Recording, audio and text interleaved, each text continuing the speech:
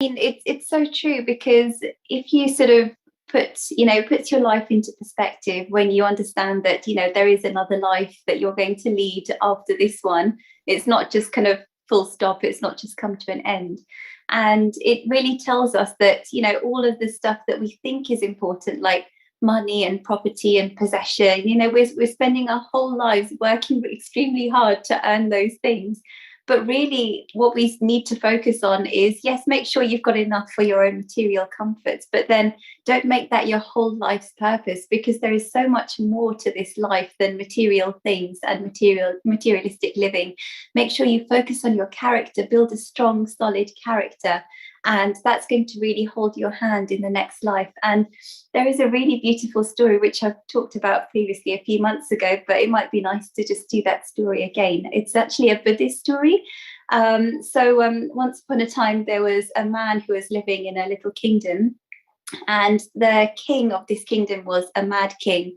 And he had this habit of calling people at random from his kingdom to his palace and getting them killed. One day, this man got a knock on his door, and it was the king's guard. And he said, the king has called you, you must come to the palace. And you know what that means. And the man was obviously panicking. What am I going to do? That means I'm going to die. Where am I going to go? So he goes to the house of his best friend. He runs to his best friend's house, knocks on his door, and he tells him, the king has called me to the palace. What am I going to do? Can you help me? You're my best friend. And to his surprise, his best friend, the person who has been closest to him for his whole life, said, well, the king is a mad king and there's nothing we can do to persuade him. I'm really sorry. It's really nice having known you. Goodbye. And he shut the door in his face. And this poor man was distraught. He said, this is my best friend. What can I do? Let me go to my second best friend's house. So he ran to his second best friend's house, knocked on his door and said, the king has called me. What am I going to do? And the second best friend said, yeah, I understand it's a really difficult position to be in, but what I can do is I can come up with you to the king's gates. And, from then on, you're on your own. That's the best that I can do.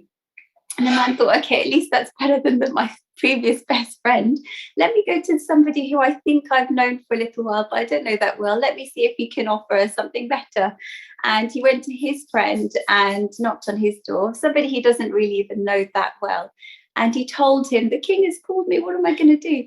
And this acquaintance, this person who he barely knew, said, I understand your position. I'm not only going to come with you beyond the gates of the king, I'm also going to plead on your behalf to the king to tell him what a good person you are.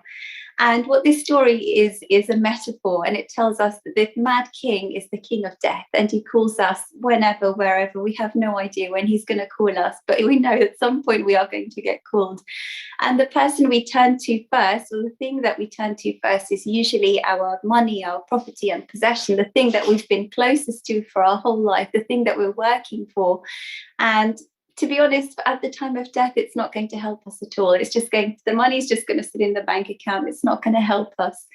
Then the second best friend is our family and friends. Yes, they have been your support for the whole of your life, but they can't come beyond the crematorium. They can't come beyond the graveyard. So, that you're on your own after that particular point. But who is this third friend, the acquaintance, who he didn't really pay much attention to for his whole life? And that acquaintance was his character. Your character is the only thing that can come with you from one life to the next. And the whole purpose of your life is to chisel a very good character for yourself. Make sure you're honest and kind and spiritual. And that's going to hold your hand in the life to come. So sorry, I digressed a bit, but I thought it's a really nice story, and it kind of helps with the topic for the day.